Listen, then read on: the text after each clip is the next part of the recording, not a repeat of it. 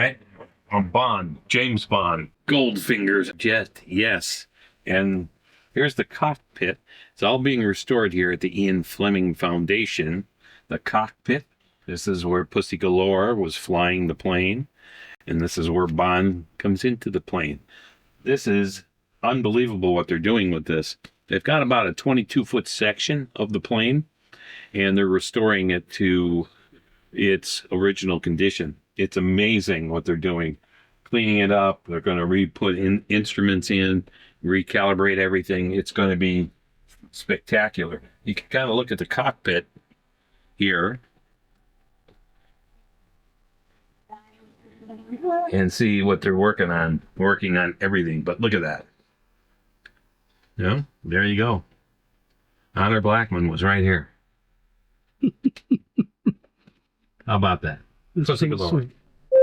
Holy jeez. So you get a little bit of air. You could turn these lights on and off if you wanted to. Very cool. These are all 12 volt DC LED lights. This airplane was originally a 24 volt DC system. Of course, everything's been ripped out, so yep. I've rewired everything 12 volt DC. Jeez. So, rewired everything. The speakers are original. Oh my! So the some of them are cracked, but they're still working, and you got to keep them in a somewhat low volume so you don't blow the speakers. It's a 10 amp radio. I put in 5. I'll probably bring it down to 3 amps. So if somebody wants to crank it, they'll blow the fuse before it blows the speakers. There's an idea. This is a 12 volt converter to fuse bus bar to switching panel. And I had to rewire this whole thing because there was 2 40 amp fuses. So I ripped off the fuses from here because I have the fuses over here. Wow. So, and then I put this we got this from Mike over at that a junkyard, and I hooked up the speakers to all of this. So, we could turn everything on and off from here.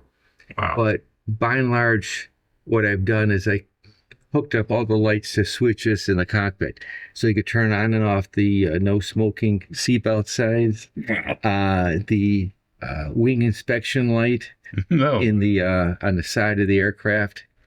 So this is max baggage weight 300 pounds. Yeah. So we're going to have a bunch of dome lights up over here also. So I'll show you up in the cockpit. Look at that. So you come on up here. So when you first come in, the crew would look at the annunciator panel. So you have like the cabin door is open. Wow. Brake pressure's low, fuel's low, thrust reverser pressure is low, all this stuff here. Now here you see like the normal bus tie is open. That's not supposed to be like that, so that's when you would call maintenance to have them fix it. But then we got a switch here, so you want to make sure all of the annunciator panel works. You got your 3 landing gear lights, and you got a gear unsafe handle test over here. And of course, Pussy Galore, she knew all this stuff. Oh yeah. Yeah. They got an aux hydraulic pump. You can turn that on. Oh my God. Over here, Colin is the one that made the radar. This is our fire T-handles.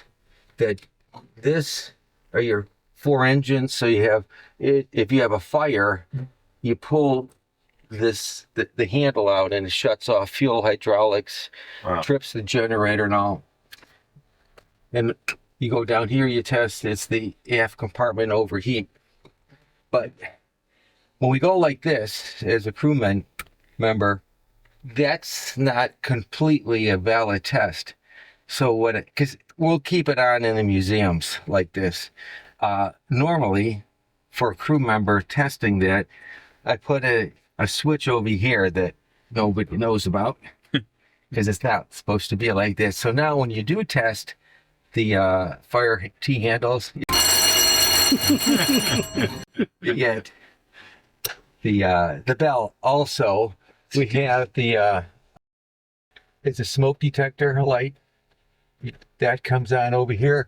You can see this light is on and these lights are on. This is amazing. So we got this. And you're working with half a plane about.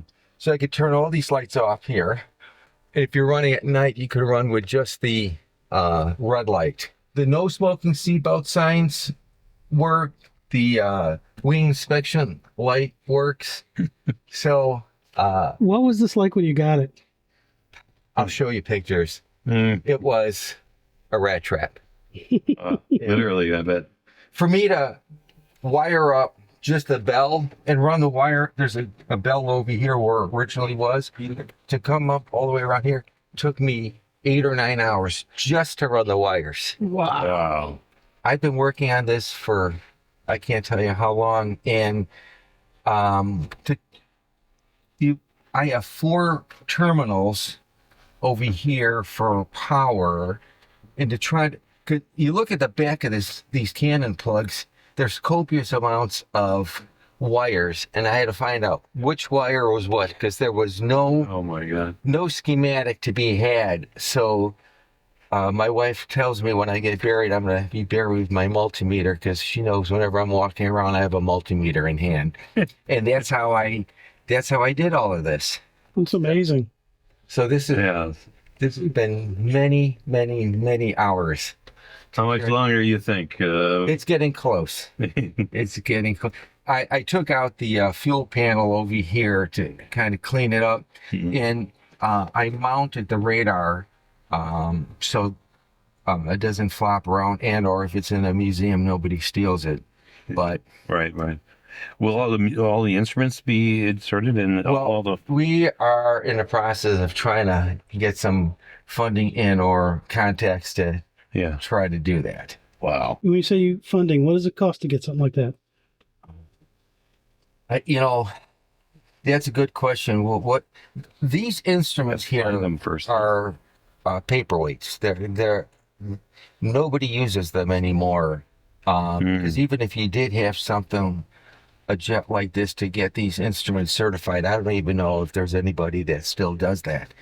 So it's like, if you had these instruments, what's the value to you to give it to me? Right. So, I don't know. So we did talk to, we got this jet and just some of these instruments here. I thought there was a figure of something like $16,000, which, that's the figure I remember.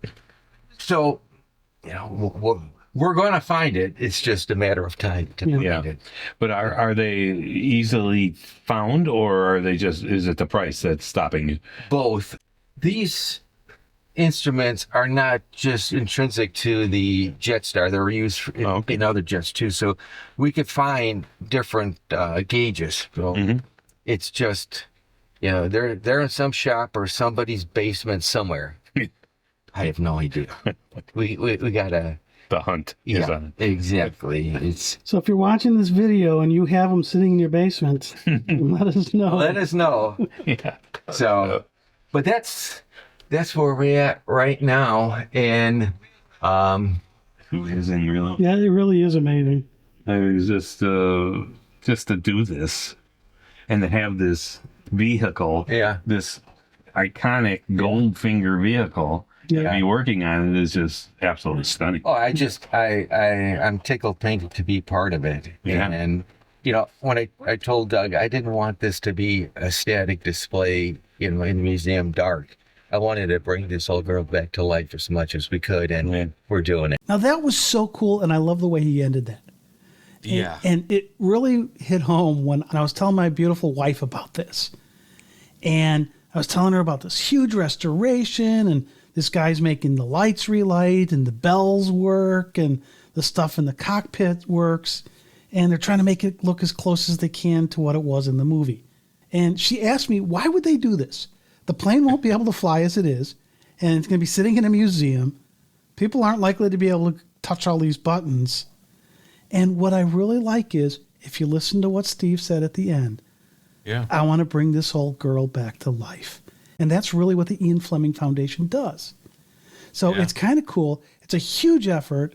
And some of the stuff isn't going to be inexpensive. So again, you can donate to their cause if you go to ianflemingfoundation.org. It's important to do that because we love seeing these vehicles out there. And again, this is the organization, one of the few in the world, that allows us to be able to do this. I want to point out that this Goldfinger Lockheed Jetstar was used for both Goldfinger's plane and the military transport plane that was going to bring Bond to the White House at the end. In fact, the Ian Fleming Foundation owns one of only a couple of scale models of the Lockheed Jetstar, and on one side of the model, it's painted with the Orr Goldfinger logo and everything, and on the other side, it's painted with the military U.S. transport stuff. They use this model in all of the flying sequences, so when you see the clouds floating by, it's this model they're using, and they could use it for both planes, which was pretty cool. You've got to love movie magic.